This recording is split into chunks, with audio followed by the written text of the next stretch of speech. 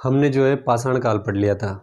अब पाषाण काल के बाद में जो है मानव ने धातु की तरफ उसका रुख हुआ, तो मानव ने राजस्थान में धातु का प्रयोग जो शुरू किया और उसके कौन कौन से स्थल हैं उसके बारे में आज हम डिटेल से जानने वाले हैं।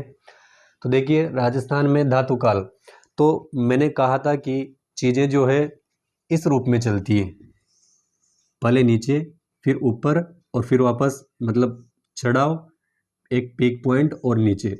तो देखिए, यही जो चीज़ें यहाँ पे कि मानव ने जो सर्वप्रथम यूज किया किसका, तांबे का। वो मैं पहले के वीडियो में जो है जल्दबाजी में वो 2 शब्द आगे पीछे हो गए थे कि लोहा पहले बोल दिया था और तांबा जो है मैंने बाद में बोला था, लेकिन ऐसा नहीं है, उसको सही कर लीजिएगा। मानव ने जो है सर्वप्रथम जिस धातु का प्रयोग किया तांबा था, तांबे के बाद में जो है फिर लोहा उपयोग किया था। तो देखिए, तांबे में देखिए मैं बता रहा हूँ, ताम्र पाषाण। ताम्र पाषाण का मतलब यूँ है कि तांबे के साथ साथ पत्थर का भी यूज, मतलब अभी भी पत्थर का यूज हो रहा है, तो तांबा और पत्थर दोनों हैं। उसके बाद में पत्थर से निर्भरता पूरी तरीके से खत्म हो गई, केवल तांबा बचा। तांबे के बाद में अब तांबा और तांबे के साथ नई चीज कांसा, ये तीनों चीजें हैं। तो ध्यान रखिएगा, ताम्र पाषाण इसके 3 पार्ट कर सकते हैं, ताम्र और ताम्र कांस्य काल। अब देखिए, ताम्रकालीन जो चीजें हैं जो हमें कहाँ कहाँ से मिली, उनके स्थल जिस जगह पर वे मिले हैं वो आप चाहें तो इनको इस तरीके से जो है लिख सकते हैं। इसका स्क्रीनशॉट लेकर के बाद में ले लेना, कुछ चीज़ें भी इसमें और ऐड ऑन करनी है। तो ये शॉर्ट नोट्स हो सकते हैं, जल्दी समय में और कम समय में ज़्यादा रिवीजन करने के लिए है। तो इस तरीके से भी हम इसको लिख सकते हैं और पढ़ सकते हैं। तो देखिए, ताम्रकालीन स्थल कौन कौन से, गणेश्वर। गणेश्वर सभ्यता में सीकर से मिली। कालीबंगा को सब जानते हैं, कालीबंगा हनुमानगढ़ में। फिर इनको आगे जो है हम डिटेल से पढ़ेंगे। गिलोंड सभ्यता राजसमंद में। आहड़ और झाड़ोल ये उदयपुर में है। पिंड पाड़लिया ये चित्तौड़ में और कुराड़ा नागौर में। एक याद रखिएगा, साबणिया और पूगल। पूगल तो जानते हो, बीकानेर में। नंदलालपुरा, किराड़ौत और चितवाड़ी ये जयपुर में। देखिए, ज़्यादातर जो है किताबों में बहुत सी जगह ये चीज़ नहीं मिलती। नंदलालपुरा, किराड़ौत और चितवाड़ी ये जो सभ्यताएं कहाँ हैं, जयपुर में। एलाना जालौर में। बूढ़ा पुष्कर अजमेर में। मला भरतपुर में और कोल माहोली सवाई माधोपुर में। इसके बाद में देखिए, ये हो गई ताम्रकालीन स्थल जो है हम अपने राजस्थान में कौन कौन से वो। अब तांबे के बाद में जो है अगला प्रयोग किसका था, लोहे का। तो लोहे के प्रयोग को यूँ कह सकते हैं कि यह इतिहास में एक युगांतकारी घटना थी, क्योंकि यहाँ से जो चीज़ें बनी लोहे से, उन लोहे की एक तो उपलब्धता के आधार पर और जो इसके उपकरण बने उनकी जो प्रयोग वो जैसे कि कृषि कार्यों में और अस्त्र शस्त्र बनाने में ज़्यादा और कम और एक धारदार। तो इन चीज़ों से जो है ये यूँ मानिए कि एक अच्छी पहल थी कि मानव जो है तांबे से लोहे की तरफ अग्रसर हुआ। तो जो है ये लोह युग की, किसकी, लोह युग का जो प्रारंभ हुआ उसकी जो रेखा है उसका निर्धारण करता है कौन, भरतपुर, नोह। जोधपुरा जयपुर में। देखिए, यहाँ से इसको चाहे तो आप स्टार लगा लीजिए, क्योंकि ये क्वेश्चन बहुत सी बार पूछा जा चुका है।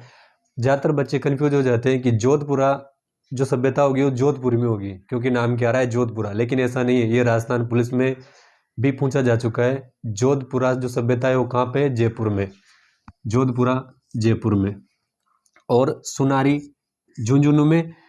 तो देखिए, इन दोनों जगहों से हमें क्या मिली है, एक तो लोहा गलाने की भट्टियाँ, मतलब लोहे को गला करके कैसे उसके उपकरण बनाने, और उपकरण बनाने, अस्त्र शस्त्र बनाने तो कहाँ बनते हैं, कारखानों में।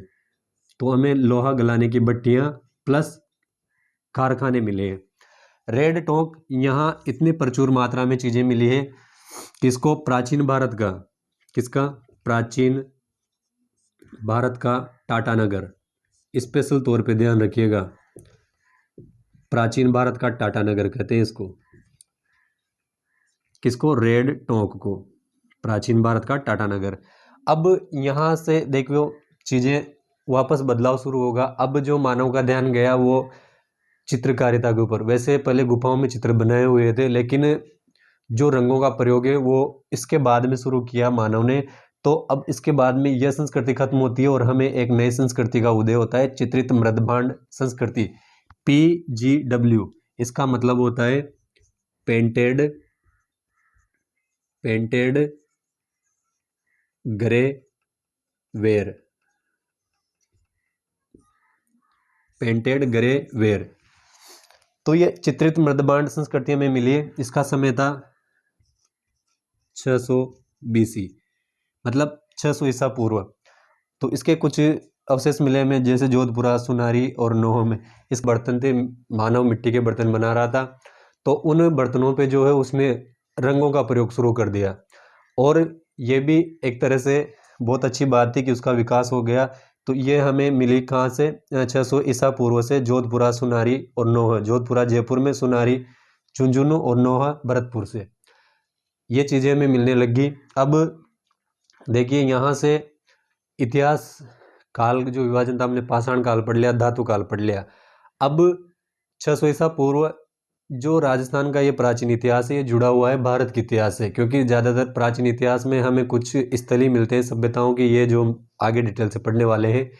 लेकिन सभ्यता के विकास के बाद में जो है हमें अब ऐतिहासिक युग जो प्रारंभ होने वाला है, तो उसके जो प्रमाण मिले हैं वो लिखित में है उनके, जैसे कि वैदिक, इसके बाद में सभ्यताओं के बाद में वैदिक सभ्यता, फिर वैदिक सभ्यता के बाद में मौर्य काल, फिर गुप्त काल, और वो क्रम से इतिहास का जो है क्रम अनुसार वो चलेगा। लेकिन अब यहाँ से ऐतिहासिक युग जो प्रारंभ हो रहा है, यहाँ के हमें लिखित साक्ष्य जो मिले हैं उनको हमने पढ़ा भी है और हमने समझा भी है, और जो कालक्रम है उसका निर्धारण, और उसके साथ कहाँ कहाँ पर कौन कौन से चीज़ों का विकास हुआ, कौन कौन राजा रहे, उसके बारे में प्रॉपर डिटेल अपने पास है। जैसे कि वैदिक सभ्यता, तो वैदिक सभ्यता के हमें प्रमाण मिले हैं, जैसे वेद हैं, पुराण हैं, ये चीज़ें।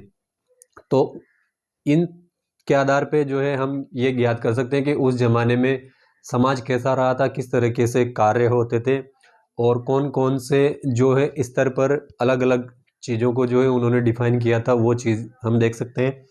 फिर उसके बाद में आता है मौर्य काल। मौर्य काल आएगा तो मौर्य काल में वही कि इससे बीच में एक जनपद काल भी आता है, तो जनपदों का उदय कैसे हुआ और कैसे उन्होंने शासन किया, उसके बाद में फिर कौन सा जनपद ज़्यादा प्रभावी रहा, और फिर उसके बाद में मौर्य वंश की स्थापना, फिर मौर्य काल, ये चीज़ें जो है डिटेल से पढ़ेंगे।